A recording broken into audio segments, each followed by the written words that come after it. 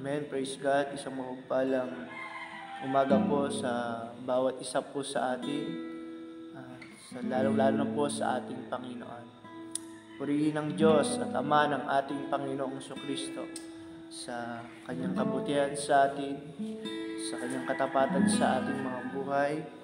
Bago po yun, ang live devotion po na ito ay mula pa po sa Kawayan, sa pangunguna po ng mga lingkod ng Diyos, Pastor Luis, Pastor Glenn. Purihin po ang Panginoon sa mga lingkod ng Diyos na patuloy na nagbibigay ng buhay para sa mga taong aabutin natin para sa ating upang makasama sa paglilingkod natin sa Panginoon. Hallelujah. Nakila po ang Panginoon sa buhay po natin. Nararapat po na siya'y purihin natin sa bawat araw po ng ating mga buhay. Hallelujah. Salamat po sa inyo, Panginoon. Hallelujah. Nakila po kayo, O Diyos. Nakila po kayo, Panginoon. Hallelujah. Napakabuti niyo po, Diyos. Nakila po kayo. Salamat po, Panginoon. Hallelujah. Tayo po'y aawit sa Diyos at patuloy po natin siyang marangalan sa pamamagitan ng ating mga pag-awit, pagsamba sa ating Panginoon. Hallelujah. Salamat po sa inyo, O Diyos. Nakila po kayo magpakailan pa man. Luwalhatiin po kayo magpakailan pa man. Hallelujah. Purihin po kayo. Ulitin po natin yung gantimpala ko.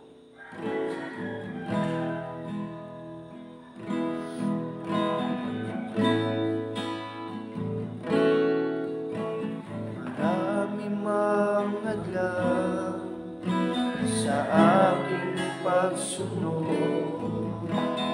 at kadalas ay napapago. Di ka pinipigil, patuloy na maglingkod ng ikaw itin. Ikaw ay malugod. Po, maraming mangalang sa aking pagsunod at kadalas ay napapago. Di mapipigil, patuloy na maglingkod ng ikaw ngiti. Ikaw ay malugod, buong kagalakan, ikaw ay aking paglilingkuran. Nahihirapan man, kahit pa nasusugatan, nasang kapaling mo, ikaw ang tunay na may-ari ng buhay na ito. Anumang ganasin ko, basta ikaw, Jesus. Ikaw ang gantimpala ko. Usang ang dinig. Hallelujah. Usang ang kinig, ang buhay na lang para lamang sa iyong kaluluran.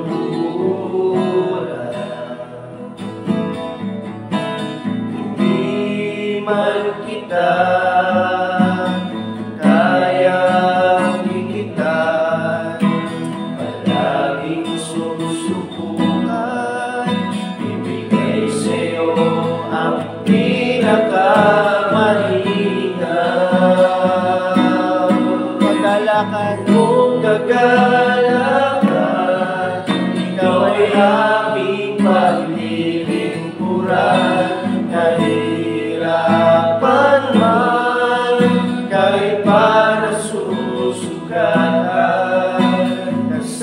kapaling mo, ikaw ang tunay na may-ari ng buhay na ito. Anumang nanasin ko, basta ikaw, Jesus, ikaw ang gantimpala kong kagalakan. Ikaw ay aking paglilingkuran, kahirapan man, kahit pa nasusugatan. Isang kapaling mo, ikaw ang tunay na may-ari ng buhay na ito. Anumang danasin ko, basta ikaw, Jesus, ikaw ang gantimpala ko. Basta ikaw, Jesus, ikaw ang gantimpala ko. Salamat po, Panginoon. We praise you, Jesus. Salamat sa inyo. Pinupuri po namin kayo, sinasamba, dinadakilan, pinapasalamatan, O Diyos. Salamat po. Kayo po ang gantimpala po namin. At wala po ang higit na inaasahan, kundi yung inyong pagpaparangal, Panginoon. Hindi ang karangalan dito sa mundo, kundi sa karangalan niyo po, O Diyos. Hallelujah. Hallelujah. Salamat po, Panginoon. Nakila po kayo sa pong malaking pribileyo ang makapaglingkod po sa inyo, ang magamit po para sa inyong kaharian, dahil isa po itong malaking pagpapala sa buhay po namin. Patuloy niyo pong gamitin para sa inyong paghahari, O Diyos. Salamat po sa umaga pong ito. Patuloy niyo po kaming samahan, tulungan, Panginoon. Hallelujah, sa mahayag ng iyong mga salita. Kayo po patuloy na magpakahayag sa buhay po namin. Kausapin niyo po kami. Hallelujah. Tulungan niyo po kaming makaunawa ng inyong mga salita. Salamat po, Panginoon. Hallelujah. Pagsama ng iyong Espiritu ay patuloy po namin inaangkin sa umaga po ito. Hallelujah. Sa inyo po patuloy na binabalik ang lahat ng papuri, parangal, pagdakila sa natatanging pangalan ng aming Panginoong Jesucristo. Amen. Muli po, isang mapagpalang umaga po sa buhay ng bawat isa.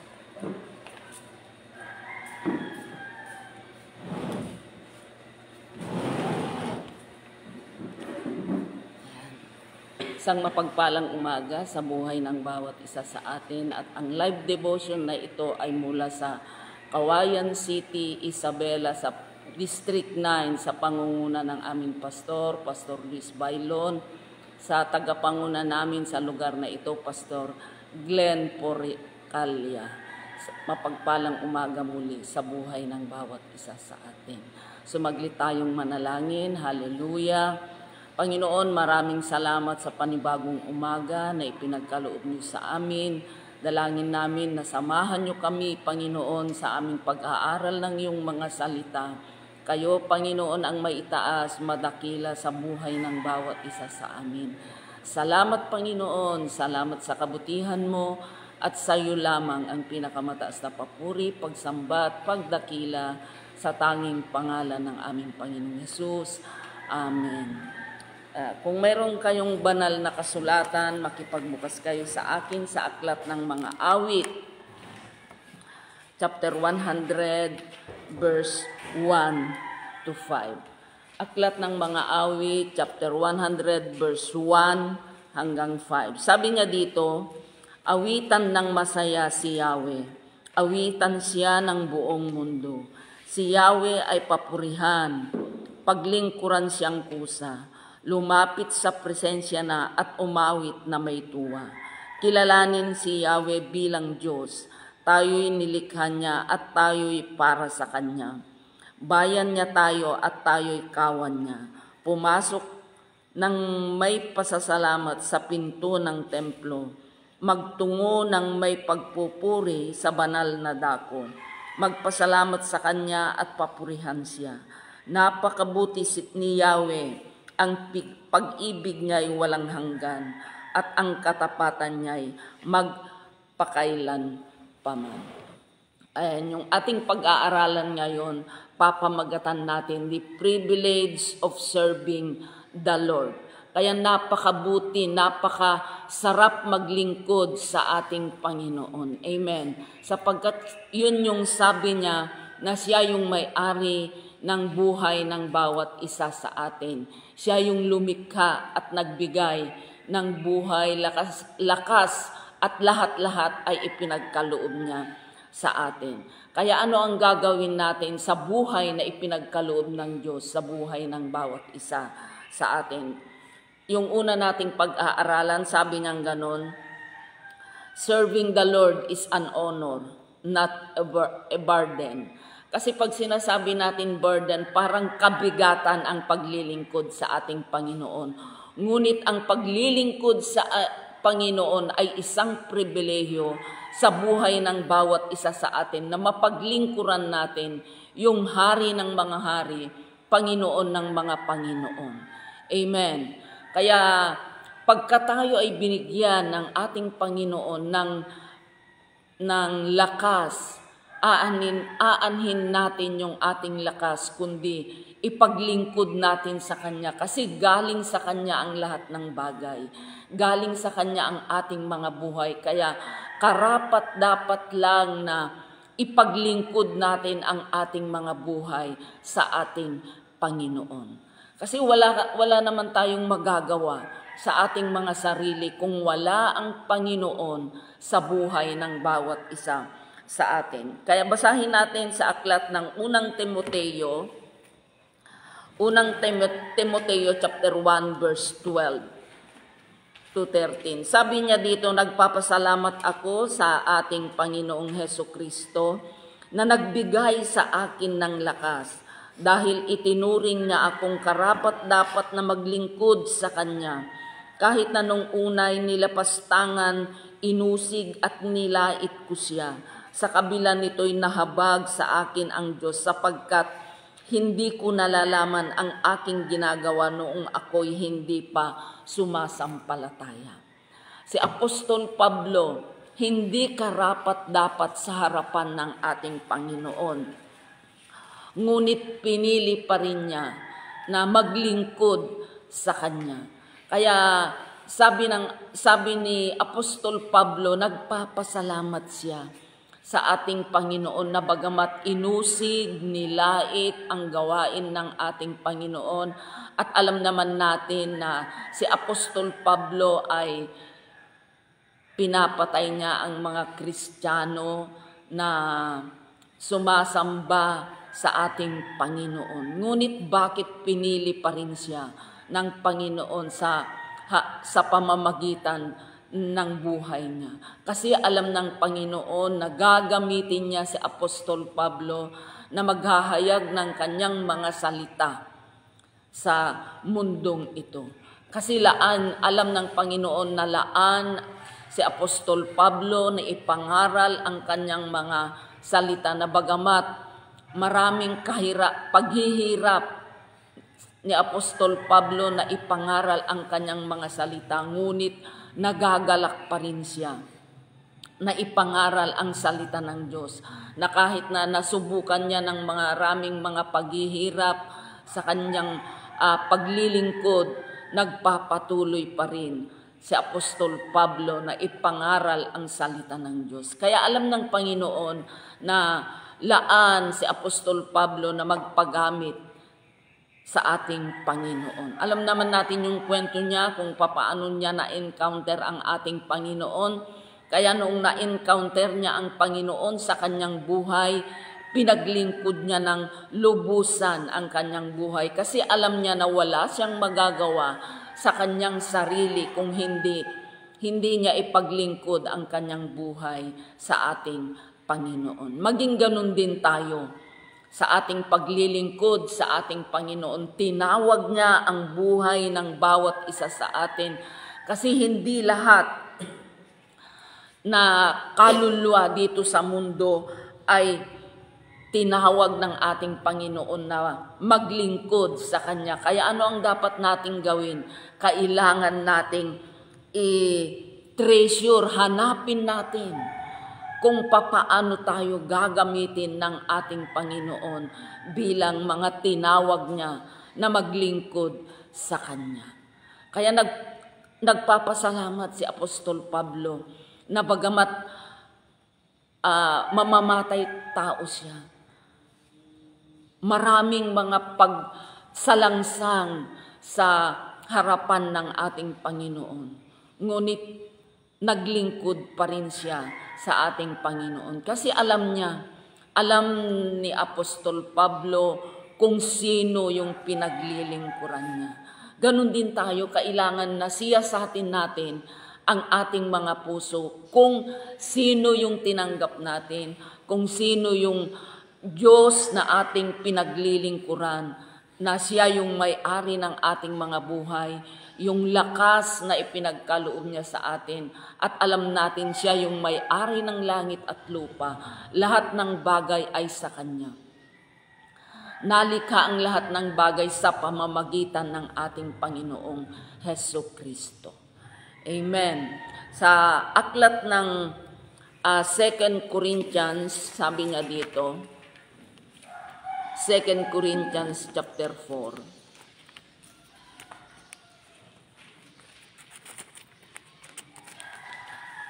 2 Corinthians chapter 4 verse 1. Sabi niya ganun, dahil sa habag ng Diyos, ibinigay niya sa amin ang paglilingkod na ito, kaya't hindi humihina ang aming loob.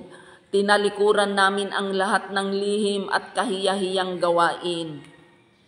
Hindi kami nanluloko ng mga tao at hindi namin pinipilipit ang salita ng Diyos. Sa halip, hayagan namin ipinangaral ang katotohanan, kaya't maaari kaming suriin ninuman sa harapan ng Diyos. Ganun katapat si Apostol Pablo sa harapan ng ating Panginoon. Ipinangaral niya ang salita ng Diyos, hindi niya ikinahiya na bagamat kahit siya ay tinatalikuran ng mga pinapangaralan niya, kahit na walang makikinig sa kanya, ipinapangaral pa rin niya ang salita ng Diyos. Kasi yun yung karapat-dapat na malaman ng sanlibutan ito, yung salita ng Diyos na nagbibigay sa atin ng kaligtasan, yung salita ng Diyos na nagbabago ng buhay sa bawat isa sa atin.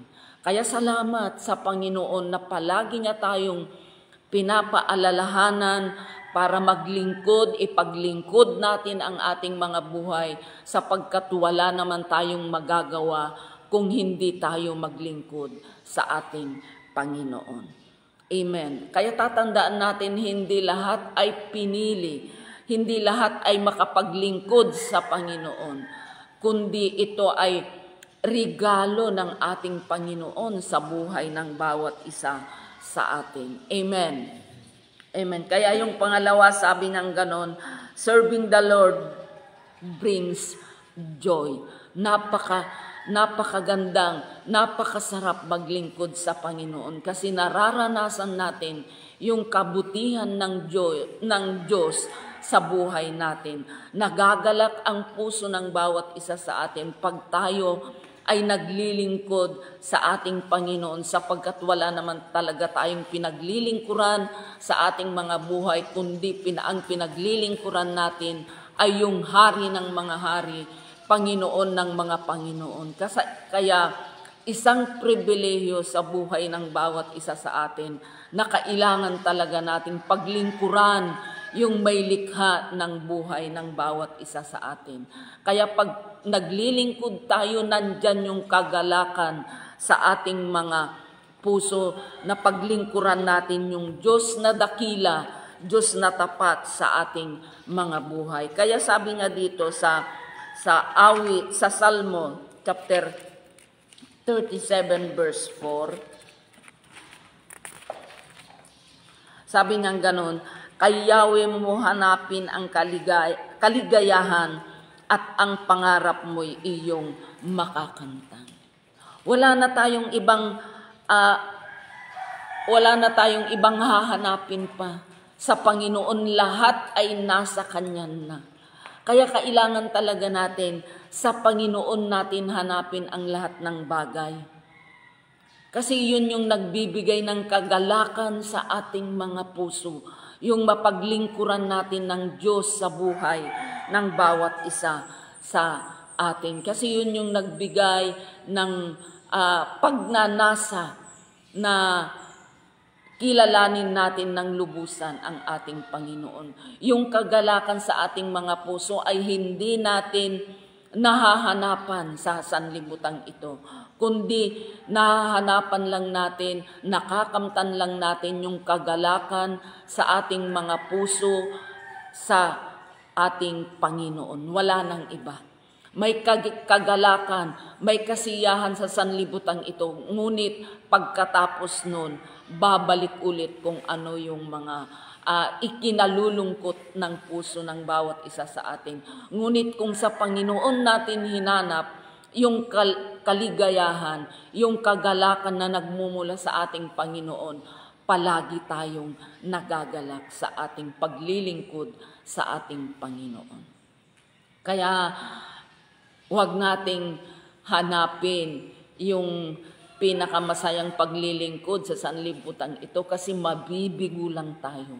Ngunit kung sa Diyos natin hanapin yung kaligayahan na nagmumula sa ating Panginoon, katagumpayan ang ating makakamtan sa piling ng ating Panginoon.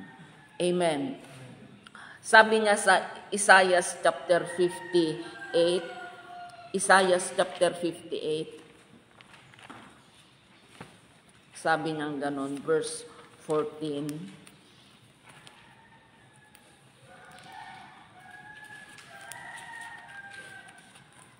Isaiah chapter 58, verse 14. Sabi niyang ganon, at kung magkagayon, madarama ninyo ang kagalakan ng paglilingkod sa akin, bibigyan ko kayo ng karangalan sa harap ng buong daigdig at tatamasahin ninyo ang kaligayahan habang naninirahan sa lupaing ibinigay ko sa ninuno ninyong si Jacob. Mangyayari ito sapagkat si Yahweh ang nagsabi nito. Ayan, ayong sabi niya, at kung magkagayon, madarama ninyo ang kagalakan ng paglilingkod sa atin. Kasi sa ating paglilingkod lang sa ating Panginoon, nagkakaroon tayo ng kagalakan. Kasi nandyan yung ating Panginoon na palagi niya tayong binibigyan ng kagalakan, na bagamat minsan tayo ay nalulungkot, ngunit nandyan yung banal na Espiritu na kumikilos sa atin, na nagbibigay ng kaaliwan sa puso ng bawat isa sa atin, sa buhay ng bawat isa sa atin. Amen. Sabi niya sa awit 84 verse 10, sabi niyang ganon, kahit isang araw lamang mas gusto ko sa templo mo kaysa 1,000 araw na iba ang tahanan ko. Gusto ko pang maging bantay sa pinto ng iyong templo kaysa ako'y tumira sa bahay ng mga masasamang tao. Yung kagalakan, yung sabi niyang ganun, kahit isang araw na tumira sa templo ng Panginoon, sabi niyang ganun, kaysa 1,000 araw na nasa sanlibutan ka. Wala kang kagalakan na ipagkakaloob ng Panginoon sa atin sa sanlibutan ito. Puro kabagabagan ang ibibigay niya sa buhay ng bawat isa sa atin. Amen. Sa 1 Peter chapter 4,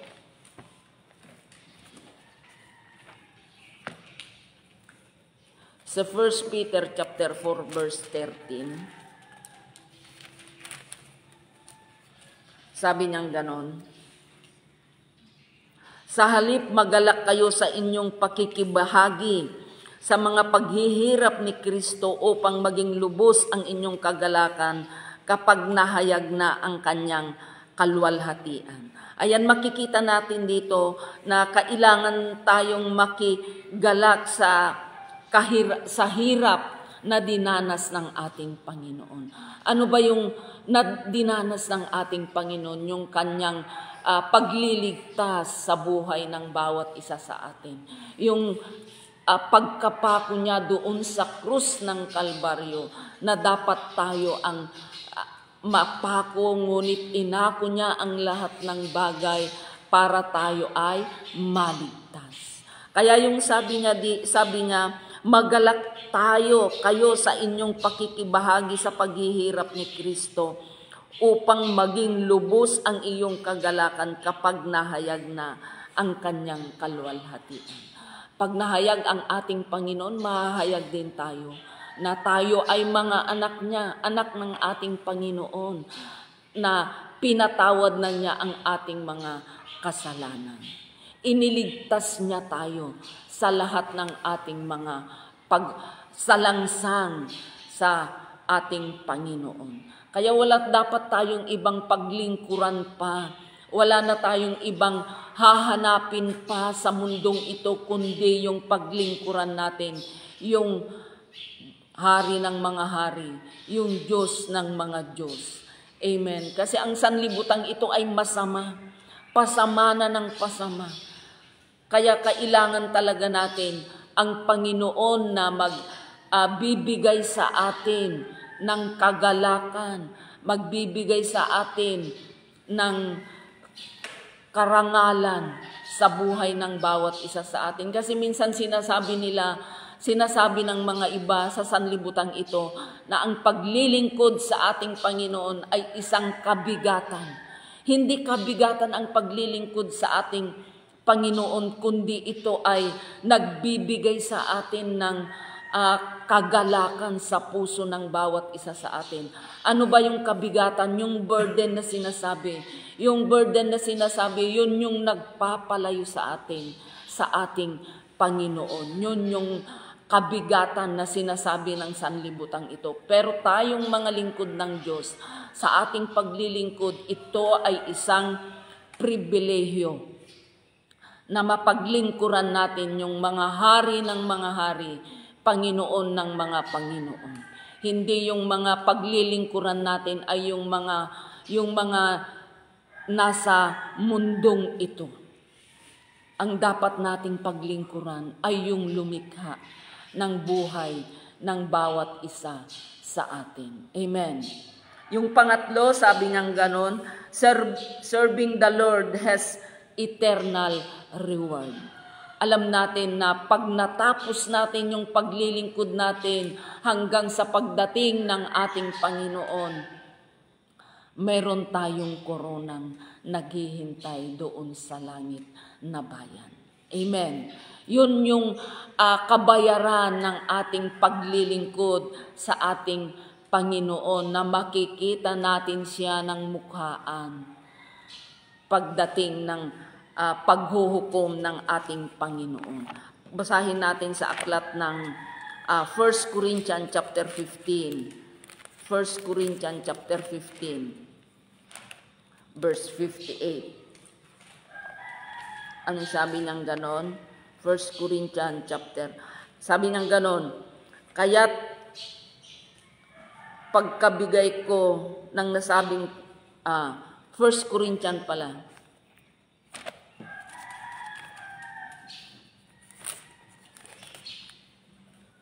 chapter 15, verse 58. Sabi ng ganon, kaya nga mga minamahal kong kapatid, magpakatatag kayo at huwag matinag. Maging masipag kayo palagi sa paglilingkod sa Panginoon dahil alam ninyong hindi na masasayang ang inyong pagpapagal para sa Kanya. Amen. Kaya nga sabi niya, magpakatatag tayo at at huwag matitinag. Maging masipag tayo sa ating paglilingkod. Ano man yung nais ipagawa ng ating Panginoon sa atin, maging masipag tayo, maging magalak tayo sa ating paglilingkod. Kasi alam natin na darating ang panahon na magkakaroon tayo, ipagkakaloob din sa atin ng Panginoon yung kabayaran ng ating paglilingkod, yung ating pagpapagal sa sanlibutan ito. Hindi nawawalan ng kabuluhan ang ating paglilingkod sa ating Panginoon. Hindi nawawalan ng kabuluhan ang ating pagpapagal sa sanlibutan ito na kailangan natin na maging masipag sa pangangaral, maghahayag ng mga salita ng Diyos sa bawat tao na nangangailangan ng kaligtasan. Meron yan naghihintay na kapalit pagdating ng panahon doon sa langit na bayan. At merong koronang naghihintay sa atin, korona ng pagtatagumpay. Kasi pag nagtagumpay na tayo, pagdating sa langit, pagdating doon sa kaharian ng Diyos, ang Diyos mismo ang magpuputong sa atin ng korona at makikita natin siya ng mukhaan.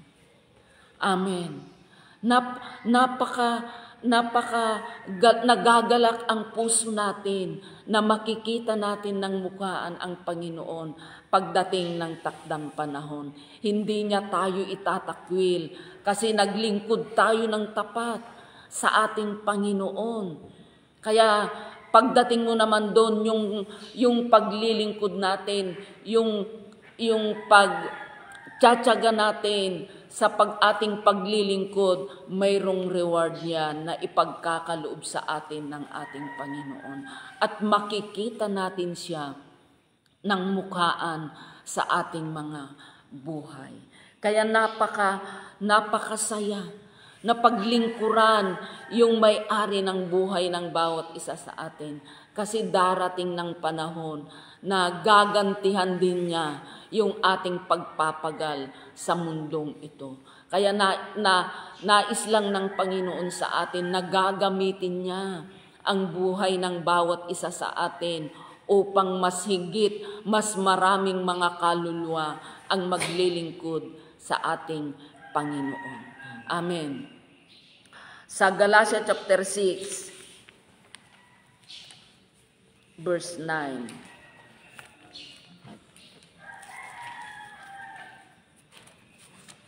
Galatia chapter 6, verse 9. Sabi niya ganon, kaya't huwag tayong mapagod sa paggawa ng mabuti sapagkat pagdating ng takdang panahon, tayo ay aani kung hindi tayo susuko. Amen.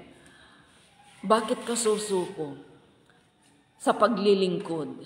Kilala mo yung pinaglilingkuran mo, na siya yung magbibigay sa atin ng karangalan.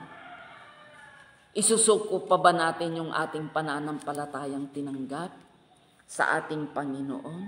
Hindi na. Kailangan talagang magsumikap tayo na bagamat minsan nahihirapan tayo sa ating paglilingkod, ngunit kung kasama natin ang Diyos sa buhay ng bawat isa sa atin, andyan yung Panginoon sa buhay ng bawat isa sa atin. Sasamahan niya tayo. Yung sabi nga, sasamahan tayo ng ating Panginoon hanggang sa dulo ng daigdig. Amen. Kaya huwag tayong susuko.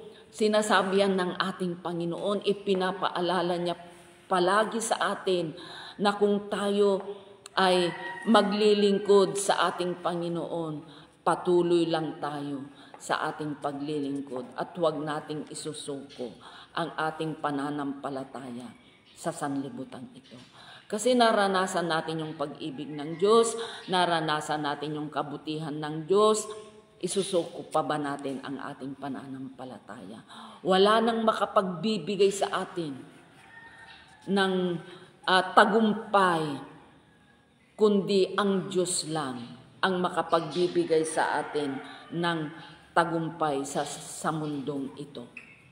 Amen. Kaya sa isang talata na lang, sa Colossus chapter 3. Colossus chapter 3, verse 23. Colossus chapter 3, verse 23. Sabi niyang ganon, anuman ang inyong ginagawa, gawin ninyo ng buong puso, na parang sa Panginoon kayo naglilingkod at hindi sa tao. Sapagkat si Kristo ang Panginoong pinaglilingkuran ninyo at alalahanin ninyong pagkalooban kayo ng Panginoon ng gantimpalang inilaan niya para sa atin, para sa inyo. Mayroong inilaan ang ating Panginoon sa buhay ng bawat isa sa atin kung nagpapatuloy tayo sa ating paglilingkod sa ating Panginoon. Kaya kailangan na huwag tayong susuko sa ating paglilingkod, kundi masigit tayong maglingkod sa ating Panginoon para mas makamtan natin yung nais ng ating Panginoon na buhay na walang hanggan na ipagkakaloob niya sa buhay ng bawat isa sa atin. Kaya napakabuti, hindi nawawalan ng kabuluhan ang lahat ng ating paglilingkod. Nakikita man ng tao, nakikita naman ng iba, parang hindi nakikita ng Panginoon yung ating ginagawa, ngunit mayroong Diyos na nakakaalam sa lahat ng ating mga ginagawa. Nakikita niya kahit na ikaw lang ang gumagawa sa ating paglilingkod sa Panginoon. Kaya ang Diyos, sabi niyang ganon, sa Diyos tayo naglilingkod, hindi sa tao. Kaya gawin lang natin yung pinakamabuti nating paglilingkod sa Panginoon at alam naman natin na hindi nasasayang yung ating paglilingkod sa Kanya. Hindi nasasayang yung ating pinagpapagalan sa mundong ito. Kasi merong Diyos na magbibigay ng gantimpala sa lahat ng ating mga ginagawa, lahat ng ating pagpapagal, nakikita ng Diyos sa buhay ng bawat isa sa atin. Kaya huwag nating isusuko.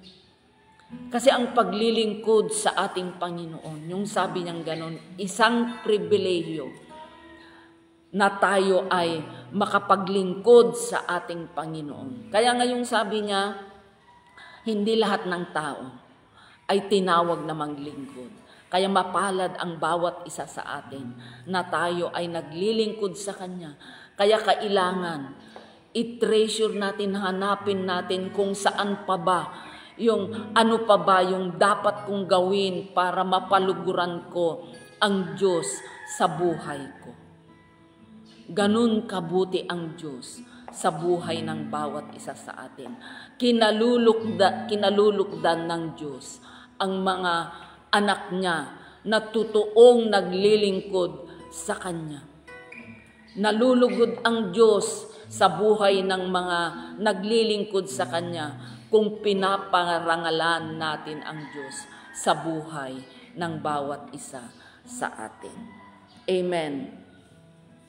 Na nakikita lahat ng Diyos ang ating mga ginagawa. Kaya may nakakakita man o wala, gawin natin yung pinakamabuti nating paglilingkod.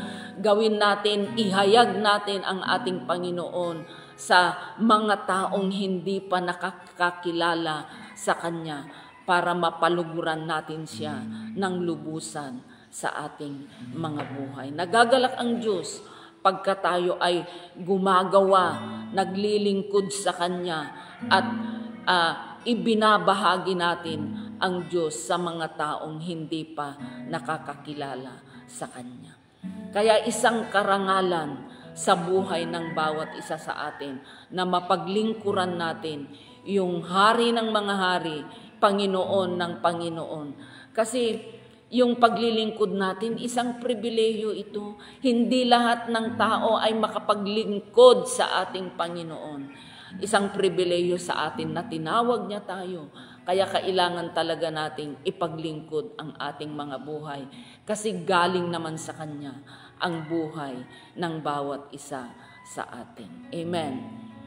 Napakasayang maglingkod sa Panginoon. Ang buhay dito sa mundo ay masaya.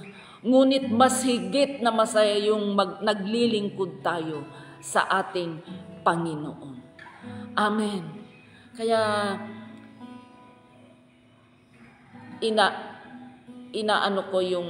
ini-encourage ko ang buhay ng bawat isa sa atin na ipaglingkod natin ang ating mga buhay sa Panginoon sapagkat hindi nawawalan ng kabuluhan ang ating mga ginagawa. Na magnasa tayo, na mas higit tayong gamitin ng Panginoon sa ating mga buhay.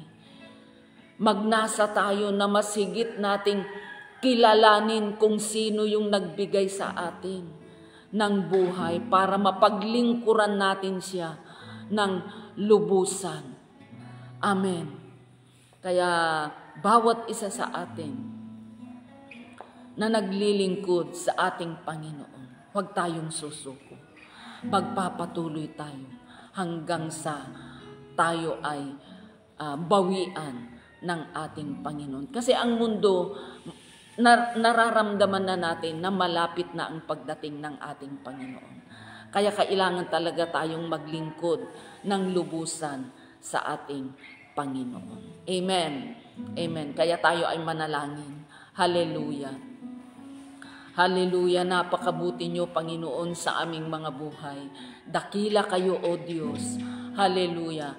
Alam namin na kayo ang Diyos na makapangyarihan. Diyos na dakila. Diyos na tapat sa aming mga buhay. Tulungan niyo ang buhay ng bawat isa sa amin na makapaglingkod kami ng tapat sa inyo, Panginoon. Sapagkat alam namin, Panginoon, na kayo ang Diyos na makapangyarihan. Hallelujah, na dapat naming paglingkuran, Panginoon, ng aming mga buhay.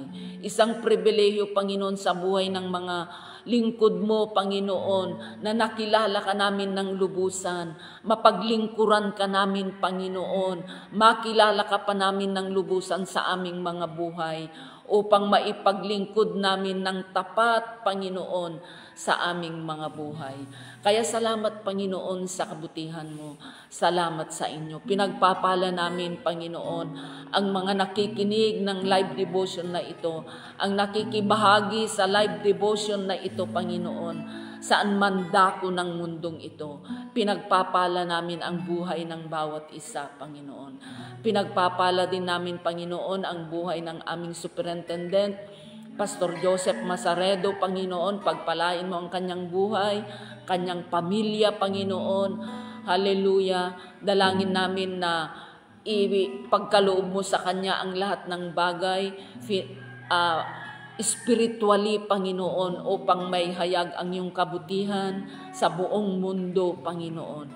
Pinagpapala din namin ang mga teachers ng Bible School, Panginoon. Pagpalain mo ang buhay ng bawat isa sa kanila.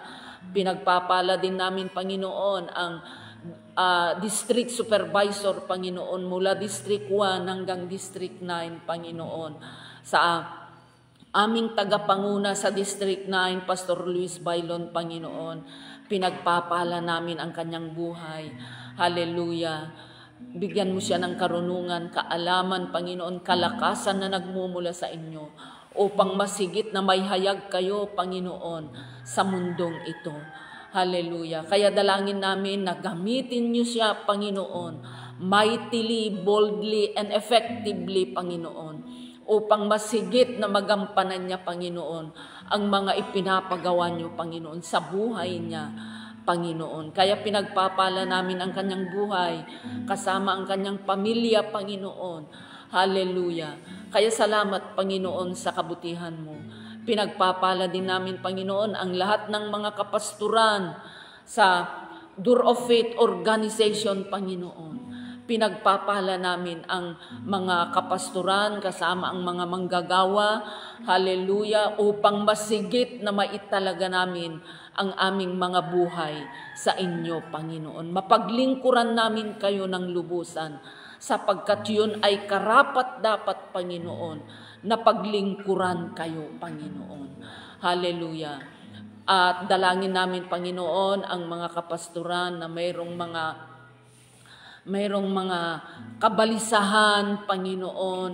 Hallelujah. Dalangin namin na kayo ang Diyos na kikilos sa kanilang mga buhay upang masigit na magampanan nila, Panginoon, ano man yung mga ipinapagawa nyo, Panginoon, sa buhay ng bawat kapastoran, Panginoon. Kaya pagpalain nyo ang buhay ng mga kapastoran, Panginoon, lahat ng mga nakadistino, Panginoon, sa bawat iglesia, Panginoon, dalangin namin ang pagkilos nyo sa buhay ng bawat isa, Panginoon. Pagkilos nyo sa bawat iglesia, Panginoon, upang masigit na may hayag ang iyong kadakilaan, ang iyong kaluwalhatian, Panginoon, sa bawat iglesia, Panginoon, na ipinagkatiwala nyo sa bawat kapastoran, Panginoon. Maraming salamat, Panginoon. Maraming salamat sa kabutihan mo. At sa iyo lamang, Panginoon, ang pinakamataas na papuri, pagsamba at pagdakila sa tanging pangalan ng aming Panginoong Hesus. Amen and amen.